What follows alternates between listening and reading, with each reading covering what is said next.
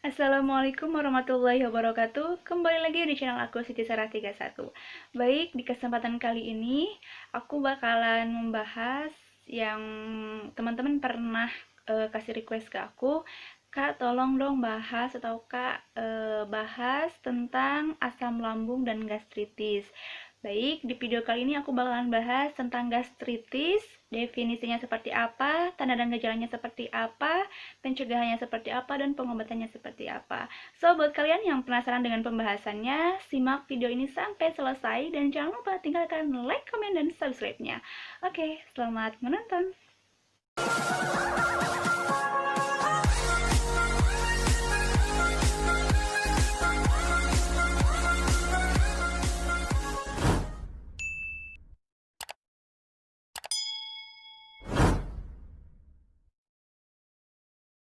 Baik, kita akan masuk ke definisinya terlebih dahulu. Jadi, gastritis adalah suatu kondisi ketika lapisan lambung mengalami iritasi, pengikisan, atau bahkan peradangan.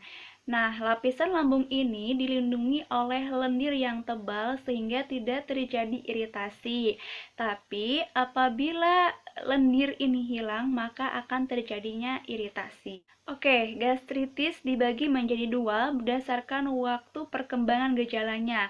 Yang pertama, gastritis akut, waktu perkembangan gejalanya lebih cepat dan datang secara tiba-tiba. Sedangkan untuk gastritis kronis, itu waktu perkembangannya sangat perlahan dan sangat lambat. Baik, gastritis akut, iritasinya akan muncul secara tiba-tiba dan pada umumnya gastritis akut ini akan muncul nyeri pada ulu hati yang sangat parah. Oke, berbeda dengan gastritis kronis. Kalau misalkan gastritis kronis, iritasi itu munculnya secara perlahan dan dalam kurun waktu yang lama.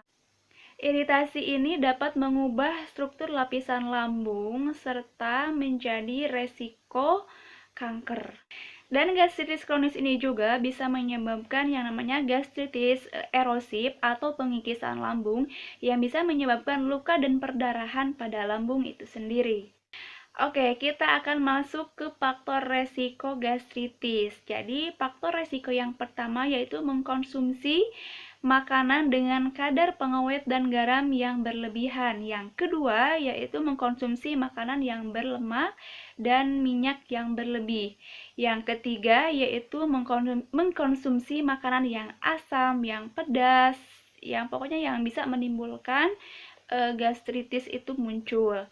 Yang keempat yaitu mengkonsumsi alkohol dalam waktu jangka panjang. Jadi untuk yang suka mengkonsumsi alkohol, coba untuk di stop, untuk berhenti demi kesehatan kalian juga. Yang selanjutnya yaitu penggunaan narkoba atau zat kimia lainnya atau zat-zat yang lainnya. Dan yang terakhir yaitu merokok. Pasti di setiap hampir di setiap penyakit merokok itu menjadi faktor resiko seseorang mengalami atau mengidap penyakit tersebut.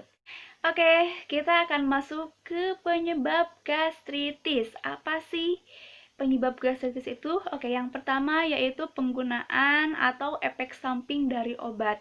Yang kedua, stres berat. Jadi hindari yang namanya stres.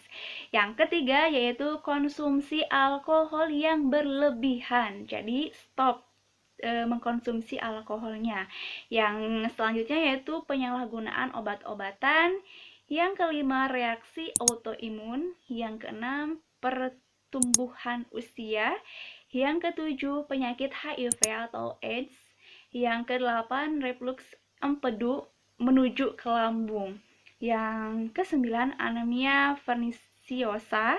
Yang ke-10, muntah kronis. Yang ke-11 yaitu bakteri pylori atau H. pylori. Yang ke-12 yaitu penyakit Crohn. Jadi itulah sederet penyebab terjadinya gastritis. Oke, setelah tadi kita membahas definisinya seperti apa, faktor resikonya seperti apa, dan penyebabnya apa aja. Nah, sekarang kita akan masuk ke gejalanya. Gejala gastritis itu apa aja sih? Oke, gejala yang pertama yaitu panas dan nyeri menggerogoti dalam lambung. Yang kedua, hilangnya nafsu makan. Yang ketiga, cepat merasa kenyang pada saat makan. Padahal makannya tuh baru sedikit, tapi kita kadang udah ngerasa kenyang. Yang keempat, perut kembung. Yang ketiga, yang kelima, cegukan. Yang keenam, mual dan muntah. Ini ya nih yang sering kita rasakan, mual dan muntah. Yang ketujuh, sakit perut. Yang kedelapan, gangguan saluran cerna. Yang kesembilan, BAB atau buang air besar dengan tinja berwarna hitam. Yang terakhir yaitu muntah darah. Itu yang paling parahnya ya.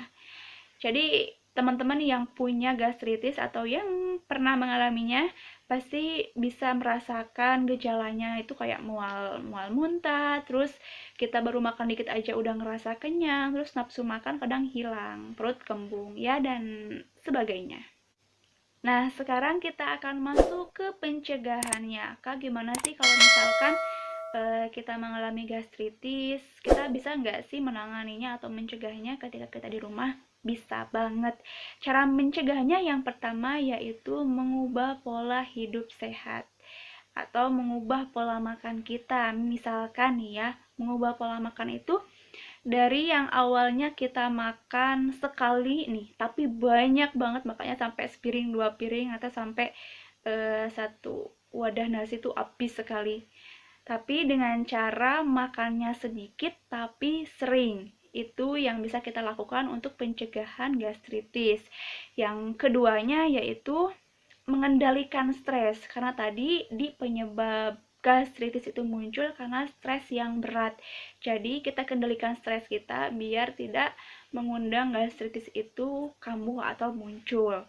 Yang ketiga yaitu tidur menggunakan bantal. Jadi si posisi kepala ini lebih tinggi dari perut biar cairan lambungnya tetap pada tempatnya kayak gitu. Nah, untuk pengobatannya sendiri biasanya para dokter atau ya seperti di rumah sakit itu biasanya meresepkan obat-obat seperti obat penghambat tingkat histamin pada tubuh, yang kedua obat penghambat produksi asam lambung, dan yang ketiga obat untuk melawan infeksi bakteri karena tadi di penyebabnya itu ada bakteri pylori.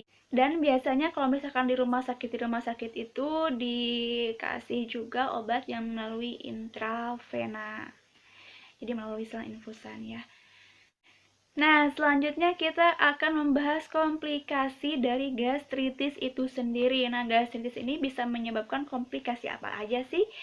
Baik, yang pertama yaitu tukak lambung, yang kedua radang lambung atrofik, yang ketiga anemia, yang keempat defisiensi vitamin 12 dan anemia pernisiosa, yang kelima tumor perut, dan yang terakhir yaitu perforasi lambung.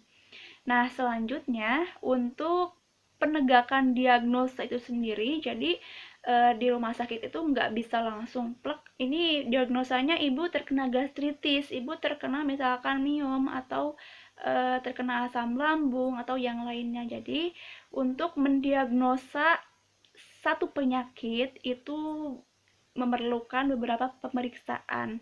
Yang pertama itu bisa melakukan pemeriksaan fisik, dan yang kedua bisa melakukan pemeriksaan penunjang. Barulah hasilnya keluar, baru ditegakkan diagnosanya kalau misalkan ibu atau mbak atau bapak atau mas terkena gastritis. Jadi untuk pemeriksaan penunjangnya atau pemeriksaan lebih lanjutnya itu bisa menggunakan endoskopi dan tes bakteri yang tadi pylori kayak gitu. So, mungkin itu aja yang bisa aku bahas di video kali ini. Mudah-mudahan bermanfaat dan mohon maaf kalau misalkan banyak salah kata. Mohon untuk dikoreksi, dan di sini aku juga masih belajar. Dan untuk teman-teman yang mau request aku mau bahas apa di video selanjutnya, boleh banget tinggalkan aja di kolom komentar. Insya Allah kalau misalkan aku paham dan aku tahu, insya Allah aku juga share ke teman-teman semua. Oh iya, aku lupa ngasih tahu kalau misalkan gastritis sama asam lambung itu dua penyakit yang berbeda. Jadi aku bakalan bahas di video selanjutnya untuk asam lambung. Jadi tetap stay tune di channel aku. Jangan lupa tinggalkan like, komen, dan subscribe-nya. Oke, selamat bertemu kembali di video aku selanjutnya. Dadah. Assalamualaikum warahmatullahi wabarakatuh.